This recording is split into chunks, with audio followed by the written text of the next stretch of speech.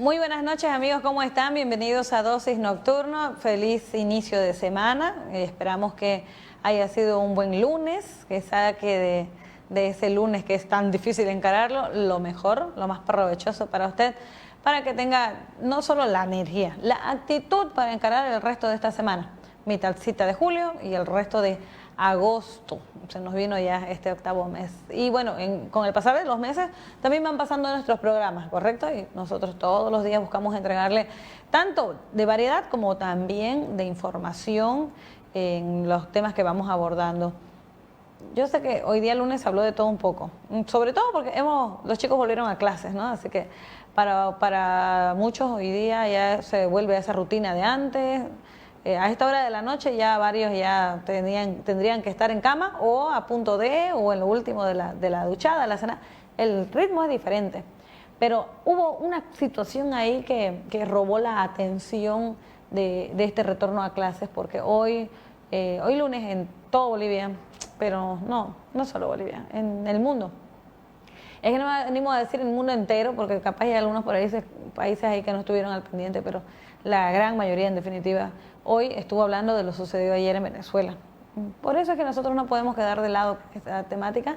Hemos acudido a alguien que nos ayuda no solamente a entender las cosas por un análisis, sino también nos ayuda a hacerlo a través de un repaso histórico. O sea, es como nuestro informante, es como si fuera nuestro vocero muchas veces de las cosas que pasan en otras partes de nuestra región, y es lo que vamos a tener esta noche junto al licenciado José Luis Suárez, quien en calidad de analista político nos visita esta noche para que podamos hablar de Venezuela. Desde acá, desde este rinconcito amazónico boliviano, también tenemos nuestra opinión y también damos seguimiento a lo que está pasando en Venezuela por diversos motivos, pero entre ellos porque nosotros acá en Cobija tenemos a varios residentes venezolanos a quienes se les aprecia mucho por lo que hacen, por el trabajo que efectúan y porque, bueno, hoy siendo lunes, el pasado viernes estuvimos dialogando con ellos y no es que algunos, todos, esta vez sí me atrevo a decir, todos los residentes venezolanos aquí en Cobija tenían la esperanza de un cambio, ¿no es cierto? Si bien no Corina Machado, pero sí Edmundo fuera quien haya liderado esa votación, según datos oficiales, no ha sido así. Vamos a conocerlo justo con él, que ya lo anunciamos. Licen, muy buenas noches, bienvenida. Buenas noches, Claudia. Muchas gracias por la oportunidad, por el espacio. Y un saludo a toda la audiencia que nos ve a esta hora de la noche a través de Unitel Pando y también a través de las redes sociales a nivel nacional e internacional. Yo siempre grato de poder estar acá compartiendo estos minutos con usted y con toda la población.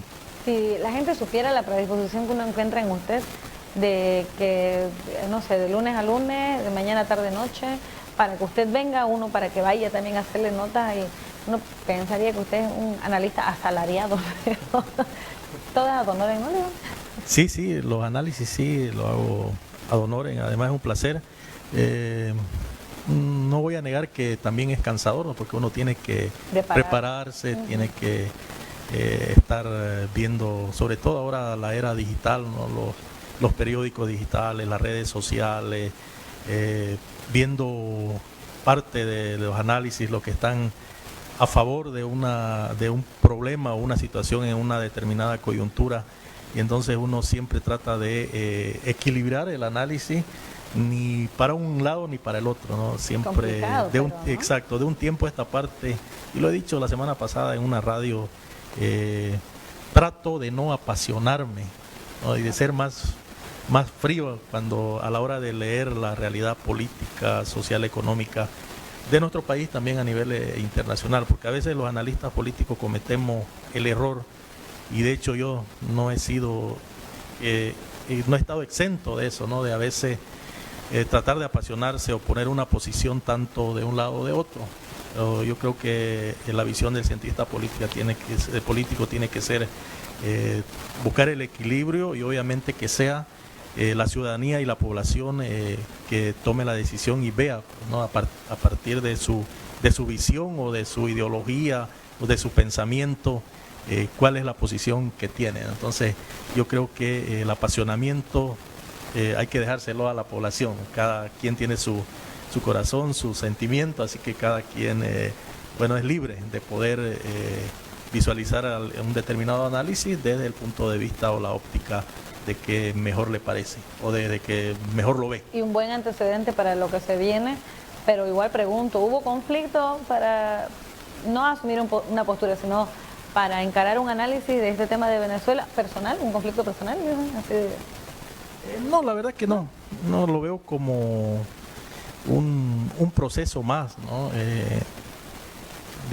Hay una frase que utilizamos mucho en el ámbito político, que la historia se repite, solo cambian los actores, y estas situaciones se van dando en un determinado tiempo en diferentes países, ¿no? Eso es lo bonito de la historia, ¿no? La historia se va repitiendo a cada momento.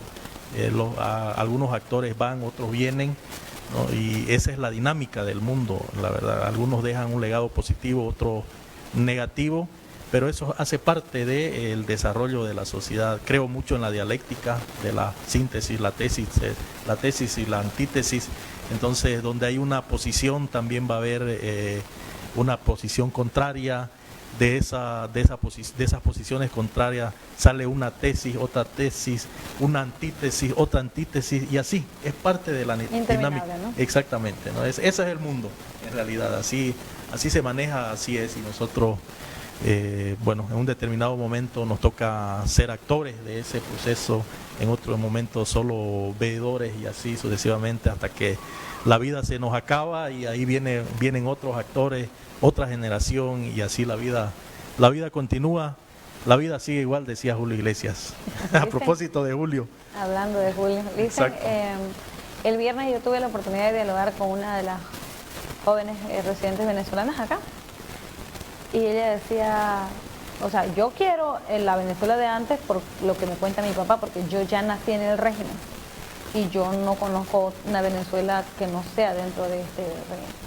Entonces, sí quiero porque mis papás me lo piden, no me consta, pero todos dicen que sería lo mejor. ¿Cuánta gente también? Porque estamos hablando de muchos años. Ayúdenos a conocer, por favor, algunos antecedentes de este denominado régimen, que bueno, he visto muchos otros términos sinónimos y muy paralelos también a lo que ha sido el chavismo y bueno, ahora madurismo, ¿no? Claro que sí, Claudia. Mire, todo proceso político e histórico tiene su lado positivo y tiene su lado negativo. Y a partir de ahí hay que entender los procesos históricos en Venezuela. Por ejemplo, si hablamos netamente del chavismo, o del chavismo, estamos hablando que el chavismo gobierna Venezuela 25 años, ¿no? 11 años, 13 años aproximadamente Chávez, y 11 años y poco que va Nicolás Maduro. Obviamente en ese trayecto han habido cosas positivas. Si nosotros podemos analizar, por ejemplo, algunas virtudes en el gobierno de Chávez, en la primera etapa del chavismo. Por ejemplo, el tema de inclusión social, que en su momento ha sido importante, ¿no? Ahí, por ejemplo, promovió programas, por ejemplo, de mejora al acceso a la educación, la salud, la vivienda, etcétera.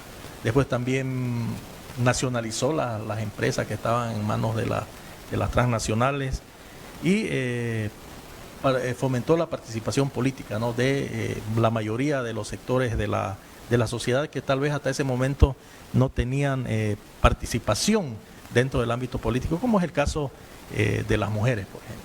Entonces, claro, exacto, ¿no? Y eso se fue dando a nivel Latinoamérica. Ya vino Bolivia, por ejemplo, ¿no? Ahora Bolivia 50% de participación de hombres, 50% de mujeres en el ámbito político, en el ámbito de la administración pública. Entonces esos son algunas de las virtudes a largo rasgo del gobierno de la época de Chávez. Después, ¿cuáles fueron los defectos? Que ahí empieza, ¿no? Porque todo proceso histórico tiene su momento de auge, yo lo domino de auge, y momento de legitimidad. Por ejemplo, entra un gobierno que ha tumbado un antiguo régimen o un antiguo poder político, y obviamente entra con una gran legitimidad.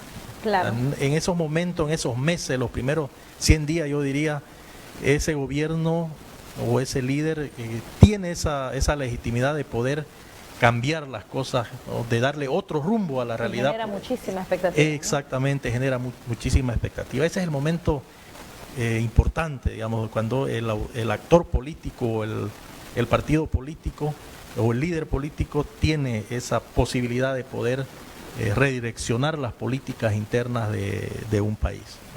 Pero después ya viene también un momento, hay un momento de pleno desarrollo y hay un momento también que llega a la cúspide, ¿no? Claro. Proceso político llega a la cúspide y de ahí también es declinación, declive. Si ponemos un ejemplo en el caso boliviano para que entienda la sociedad que nos ve, ¿no? Por ejemplo, el movimiento socialismo tuvo un momento importante, ¿no? A partir del año 2002 hasta el año 2014, que fue su pico máximo del movimiento al socialismo a la cabeza de Evo Morales, por ejemplo, ¿no? De ahí es puro declive, ya viene, las cosas ya vienen en negativo, ¿no? El 21F, por ejemplo, el 2019 y así sucesivamente. Así también sucedió en Venezuela. ¿Qué había antes? Ahorita usted me va a decir los defectos, ¿cierto? Pero ¿qué había antes de Chávez? Antes de Chávez, lo que había en la mayoría de los países latinoamericanos, ¿no? Por ejemplo, la derecha, claro. Obviamente lo que dicen la derecha, el imperialismo,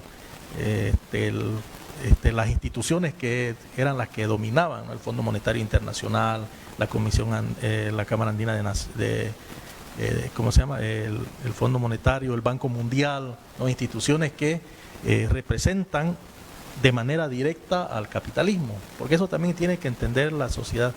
Cada poder político que emerge en un determinado momento histórico crea instituciones que le van a ser afines o le van a favorecer. Y no es diferente, por ejemplo, del capitalismo, ¿no? El capitalismo, Estados Unidos, por ejemplo, que salió victorioso después de la Segunda Guerra Mundial, ¿qué fue lo primero que hizo? Con los países aliados, crear la ONU, ¿no? Las Naciones Unidas, el Fondo Monetario Internacional, y eso le sirvió para ejercer hegemonía, sobre todo en los países latinoamericanos. Y entonces eso sucede, ¿no? Y lo mismo pasa con el socialismo, por ejemplo, ¿no? Acá instituciones que representan al socialismo, por ejemplo el ALBA, ¿no? Que es una tal vez de las más visibles. Después hay el BRIC, si no me equivoco, ahorita ya no se me viene a la mente, donde está Brasil y otros países, pero ya que son a nivel mundial. Entonces se crean instituciones que de alguna manera son los que equilibran el poder político entre vamos a llamarlo entre el ala derecha y el ala izquierdista, para que la gente entienda. No me gusta utilizar esos términos, pero ni modo, ya tengo. Yo dije, sí. No me gusta utilizar esos términos, pero bueno. Ahora sí le dicen, ¿cuáles serían los defectos de la era de Chávez? Los defectos, obviamente, la mayoría señala que el tema de autoritarismo, ¿no? Ha sido reacio y fuerte, sobre todo con la oposición, ¿no? Y yo creo que si usted entrevista a 10 personas, 8 o 9 van a hablar del chavismo, lo van a visualizar, ¿no? Como gobierno autoritario, ¿no? Un gobierno autoritario. ¿Y un gobierno autoritario puede ser, o llegó a ser violento? Casi yo diría que a partir del 5.º año siempre ha generado violencia, ¿no? Venezuela se ha caracterizado en los últimos 15 años por ser un país violento, no simplemente hablando políticamente, ¿no? Sino el nivel de delincuencia que se ha ido generando, ¿no? Hasta ahora. Y es un caso, por ejemplo, yo miraba, ¿no? Y un caso triste de que, por ejemplo, ya ahorita hasta los guerrilleros venezolanos forman parte del gobierno, ¿no? El Ejército de Liberación Nacional. Entonces yo pensaba para mí mismo, decía antes de las elecciones, ¿qué pasa si gana la oposición, ¿no? La oposición va a tener, se nos viene otro país con guerrillas como Colombia. Es más, yo eso lo analizábamos y conversaba con otro colega abogado el día viernes, ¿no? en la noche. Entonces eso también ha dado origen, ¿no? En estos 24 años de que en Venezuela se hayan creado grupos guerrilleros, pero que son afín al chavismo y ahora a presidente Maduro. Afín significa que son defensores de... Exacto. Otro de los defectos, estimada Claudia, permítame, ¿no? La polarización. la polarización. No vamos a negar. ¿Mundial o venezolana? Venezolana. No vamos a negar que la pugna siempre ha sido fuerte entre oficialismo y oposición. ¿Cuántas veces han salido a las calles la población afina a la oposición y afines al gobierno? Yo así, a grandes rasgos, que yo recuerde unas 5 veces. La primera cuando a Hugo Chávez le quisieron dar el golpe de Estado, lo agarraron, lo llevaron a un cuartel y de ahí lo volvieron a soltar. Y así se vinieron dando, ¿no?, algunas escaladas de violencia política a lo largo del gobierno de Hugo Chávez y también de Maduro. Entonces, hay un gran sector, no lo vamos a mentir, no vamos a mentir, que en su momento apoyó a Hugo Chávez de manera consecuente por el tema sobre todo de las ayudas sociales que ha dado Hugo Chávez, ¿no?, en ese momento del boom del petróleo, ¿no? Todo el mundo tenía crédito, tenía que se domina bonos, etcétera, etcétera, ¿no? Entonces esa gente obviamente iba a apoyar siempre de manera directa porque ya de alguna forma ya fluctuaba del gobierno de manera directa, no vamos a hablar así, vamos a utilizar ese término. Me río porque parece una historia, ¿no? ¿Parecida? Entonces, y lo otro, el otro defecto que tuvo el gobierno de Chávez es de no haber dinamizado su economía. Y nosotros acá en Bolivia también hablamos mucho de la dinamización de la economía. ¿Eso qué significó? Que por muchos años Venezuela dependió del petróleo. Era el primero o segundo exportador de petróleo a nivel mundial, imagínense. Entonces, en ese momento, ¿qué pasaba? Venezuela simplemente se dedicó a vender petróleo y todo lo demás lo importaba, todo, alimentos de primera necesidad. Es más, un claro ejemplo, cuando ya el precio del petróleo disminuyó, ¿no?, con la crisis que estamos hasta ahora, ¿qué fue lo primero que empezó a escasear? Papel higiénico. Papel higiénico, ¿no? Increíble, fue lo primero. Porque ni eso exactamente, porque ni eso se producía. Entonces, total dependencia de la venta del petróleo. Entonces, esos son algunos a largo rasgo. En la época de Maduro, después de que murió Hugo Chávez el año 2013, no ha tenido tal vez algunos factores positivos en su gobierno, porque ya venía el chavismo en decadencia, ¿no?, en caída. Solo le fue dando continuidad. Exactamente, y de hecho uno de los primeros puntos acá de mi chanchullo es, usted está leyendo bien la realidad política, Claudia, continuidad de política, ¿no?, para que se dé cuenta. Resistencia ante la oposición que hasta el día de hoy, ¿no? Entonces, eso fue su esencia. Exactamente. Después, otro, crisis económica, ¿no?, que viene ya de larga data, migración, etcétera, etcétera, ¿no? Yo me pongo, qué triste debe ser para una persona ahorita, después que pasaron las elecciones, ¿no?, que son en contra, que han tenido que salir de su ciudad, de su país, ¿no? Imagínate, me gustaría hablar con una de esas personas, ¿qué siente, no? ¿Qué siente desde lo emocional, desde su perspectiva, ¿no?, de haber tenido que dejar su país, sus países, ¿no? Mucha gente, mucho aquí, en el Brasil, en todos lados de Latinoamérica y en otras partes, ¿no? Entonces, crisis económica, represión, que ha habido bastante, ¿no? Ha habido, obviamente, del otro lado también ha habido respuesta, pero la represión del gobierno siempre fue más fuerte, porque eso le ayudó a que hasta el día de hoy se mantenga en el poder el chavismo, ¿no?, por ya 24, 25 años. Y el otro defecto, legitimidad cuestionada. Siempre van a estar entredichos las elecciones en Venezuela, ni que se diga la del día de ayer, ¿no? Ya me imagino que la población venezolana dirá, ¿para qué vamos a ir a votar si no sabemos la verdad qué pasa entre telones, ¿no? Esa es la realidad. Sea el resultado igual va a ser cuestionado, ¿no? Exacto, ¿no? Entonces, esos son algunos de los antecedentes, Claudia, que podemos ver, ¿no?, de todo este proceso venezolano, de toda esta problemática política, económica y social que viene viviendo ya aproximadamente unos 15 años. Ayer, bueno, en ese afán de informar, ¿no?, siendo domingo, no sé, a promediar las 6 de la tarde o antes, enviaba yo un artículo de periódico virtual a nuestro grupo de WhatsApp de Unitel, donde hablabas de un triunfo circunstancial de Edmundo, del contendor político opositor. Y le comento que bueno, le mando un saludo, pero todavía no han retornado a Bolivia. Se comunica conmigo ese instante el diputado Roy Suárez, que está como veedor allá en Venezuela. Estuvo ayer trabajando en eso y me manda otro artículo y me dice, este es el correcto, me dice, donde justo hablaba de cifras parecidas a las que después se oficializó. Y decía, Claudia, yo sí he ido, me dijo, por los diferentes lugares de votación, olvidé el término. Y te cuento que la mayoría a favor de Maduro es contundente. O sea, en boca de urna, a esa hora, más o menos 6 de la tarde, ya me daban un adelanto. La verdad es que yo no podía concluir nada todavía y me acosté como mucho a dormir y me desperté hoy en la mañana ya con un resultado como este. ¿Cómo lo ves? ¿Cómo ves los resultados, Luis? Bueno, mire, cuando estaba en la universidad nos enseñan algunos métodos de hacer análisis, ¿no? Me recuerdo del endógeno, del exógeno, por ejemplo. Y esos métodos nos ayudan.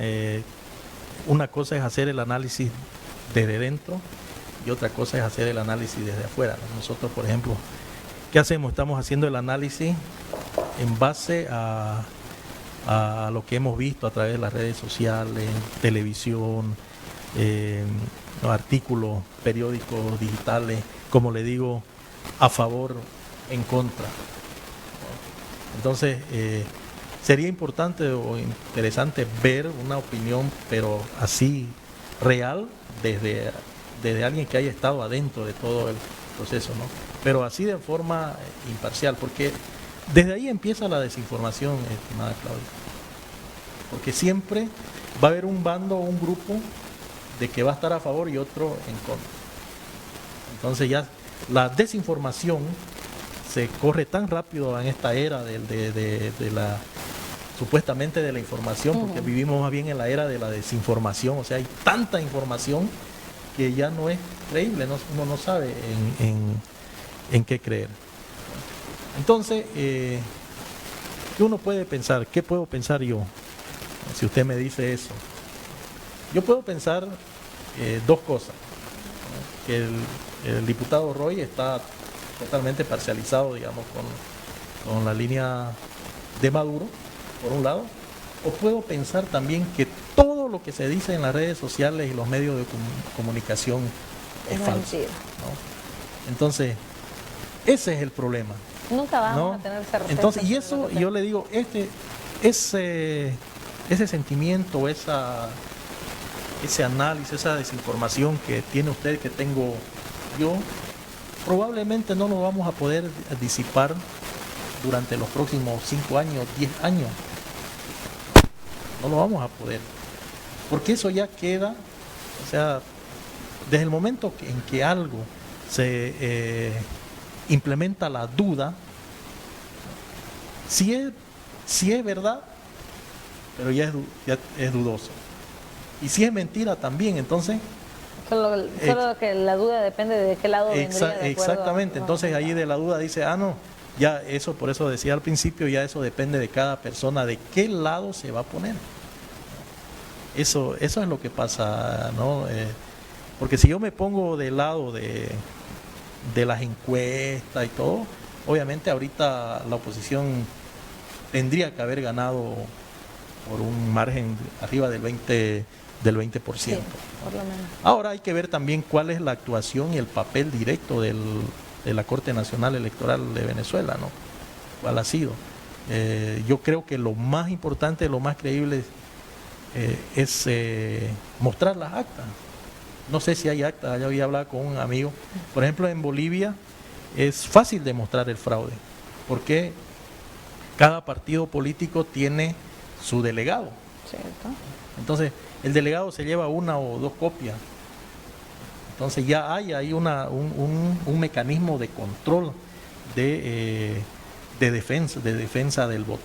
En Venezuela... En Venezuela tengo entendido que todo es digital. No sé si tendrán acta física, la verdad. No, y aparte escuchábamos, ¿no? la interrupción del conteo y esas cositas, unas más, unas menos, hubo de todo un poco finalmente ayer finalizando la tarde. Un dato como este, 51.1%, ¿así no? Sí, exacto, somos 51.2%, según los datos del Consejo Nacional Electoral, 51.2% Maduro y 44.2% Edmundo González Urrutia, si no me equivoco el segundo apellido, ¿no? Entonces ¿Qué nos deja un resultado como este?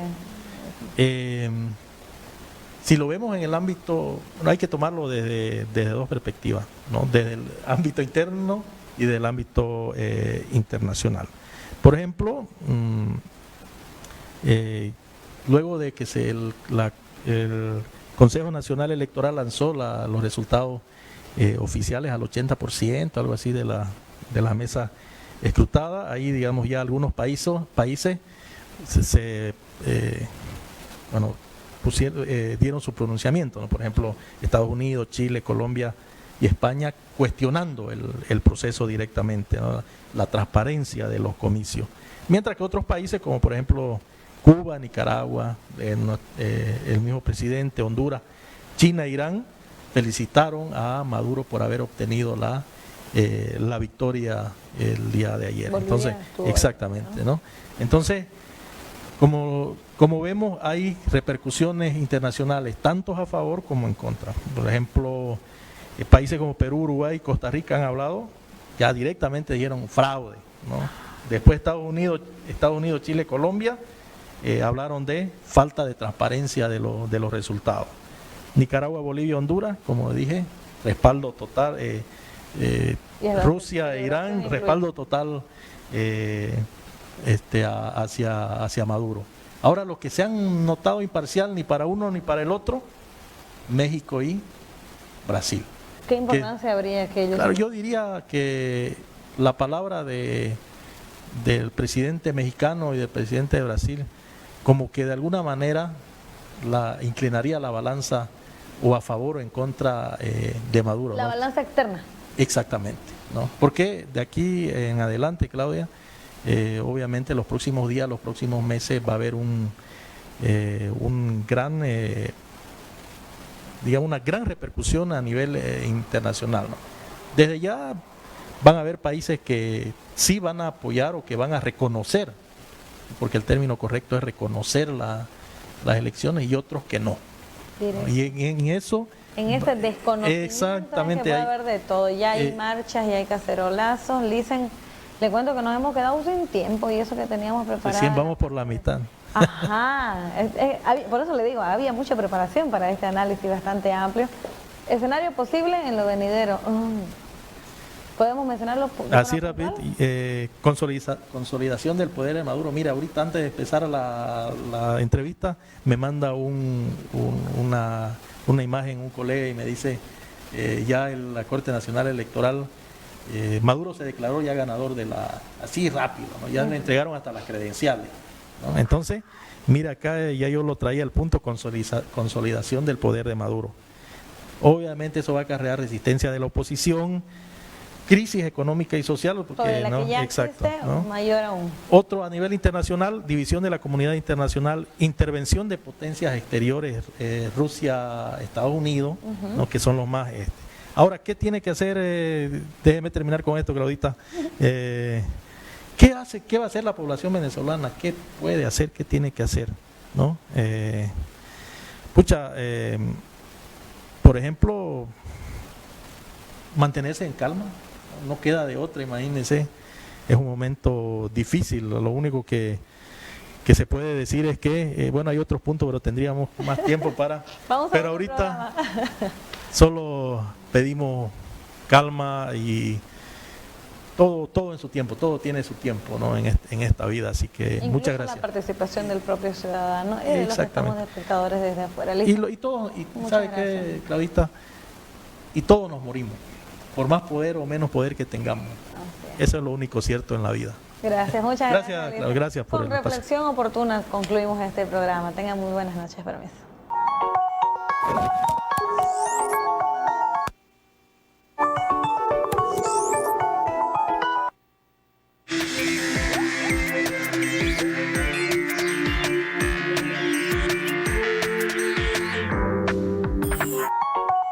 Gracias.